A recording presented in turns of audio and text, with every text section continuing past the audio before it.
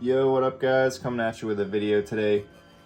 This is footage I actually took after the Vibes trip from last year. This is me fixing a gross EVAP leak in the 370Z.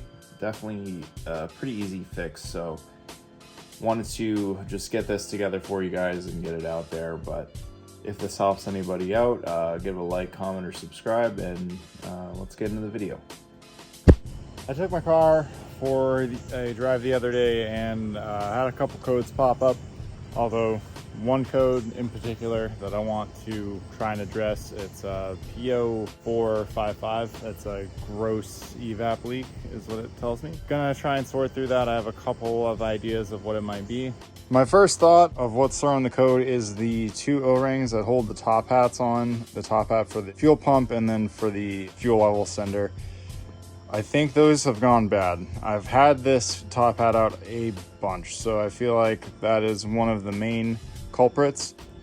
And then we also have this here. This is, I forget the exact name of it, but it's a solenoid that goes to the EVAP canister. And this normally is closed, I believe, unless you're under like open throttle. So my unit might be stuck open, so we're gonna find out. But this is a relatively easy and quick fix. So probably gonna attack this first, reset the codes, take us for a drive, and then see if it still trips the signal. If it does, I'm gonna do the O-rings.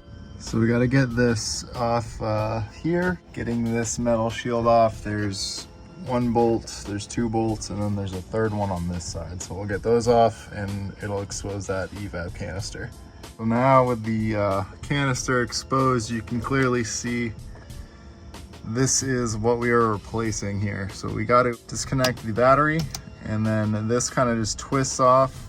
We'll try to get this hose off of here. So this vent's open when you are at wide open throttle, but if this is open while idling and sitting, it could fill the cabin with some gas smell. So hopefully this is the problem. We'll find out.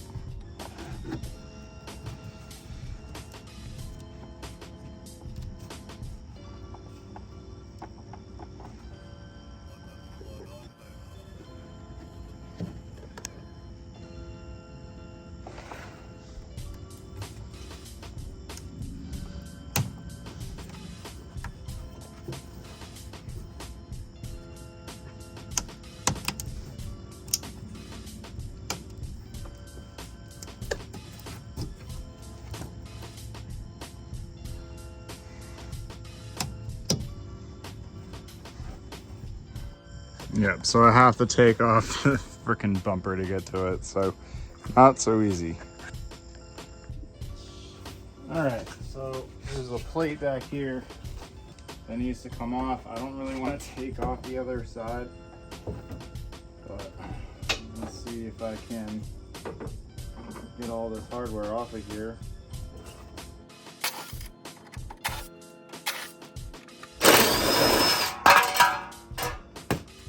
Okay.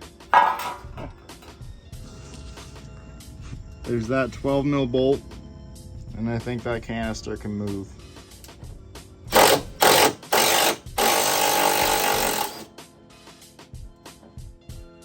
Yeah. All right, so now this box is dangling, and we can get this out of here.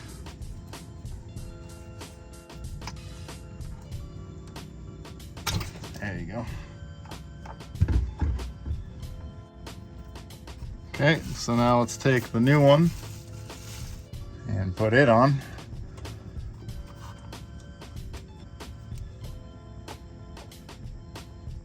There we go. Press it out nice. That's on there now. Get this electrical connector on.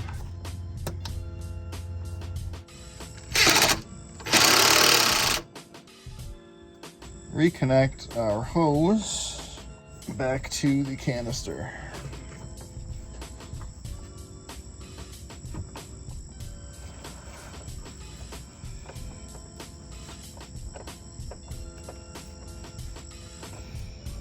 Okay. There it is.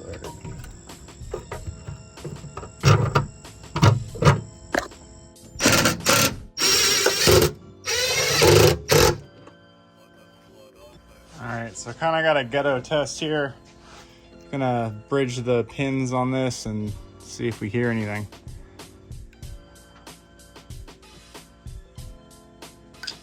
Yep.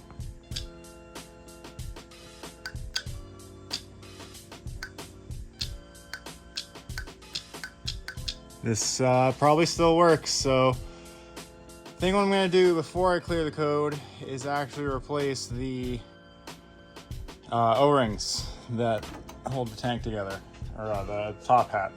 We're gonna get this O-ring replaced, so first thing we need to do is get this out. I'm thinking I might be able to replace this without taking the pump out, if that's possible. Take out the old one. Let's see if we can slide it up over.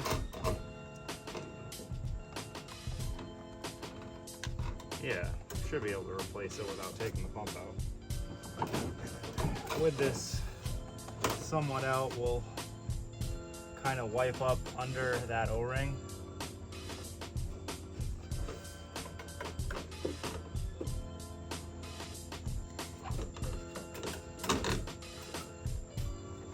Get that nice and clean.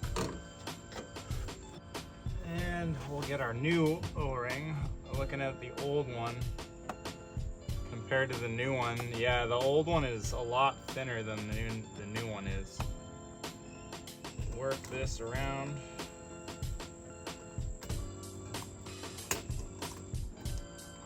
The top hat, yeah, there we go. Easy peasy. So right now I'm getting the metal ring that holds the top hat into the gas tank screwed back in, and we are making sure to hold that metal ring down for the first couple screws so that we don't break them. They are pretty thin. And also making sure to screw in an even kind of star pattern here, just making sure that we get an even seal across this whole O-ring.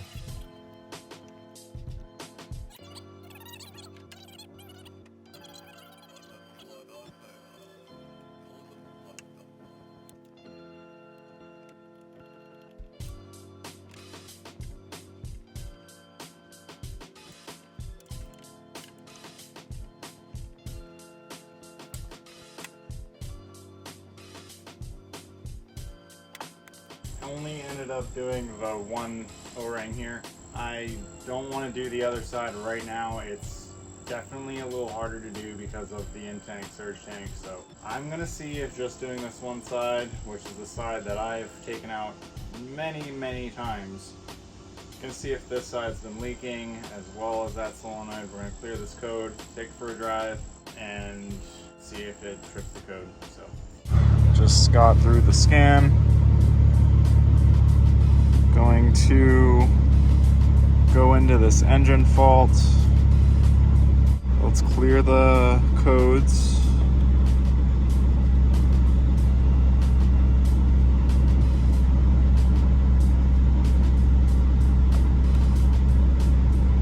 Okay, those codes are cleared. All right, so just cleared all the codes. But yeah, we'll take this thing for a drive. Hopefully everything stays clear. All right, so pulling out the driveway. Gonna take this car for like an hour drive, see if this code comes back.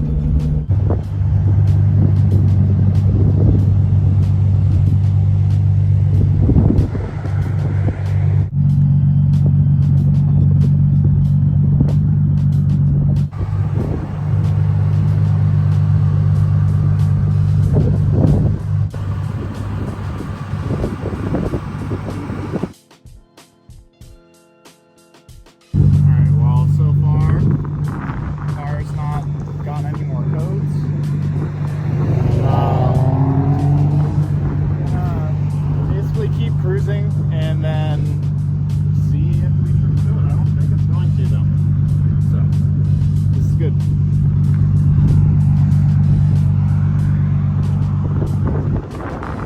Still no check engine light, so that is awesome.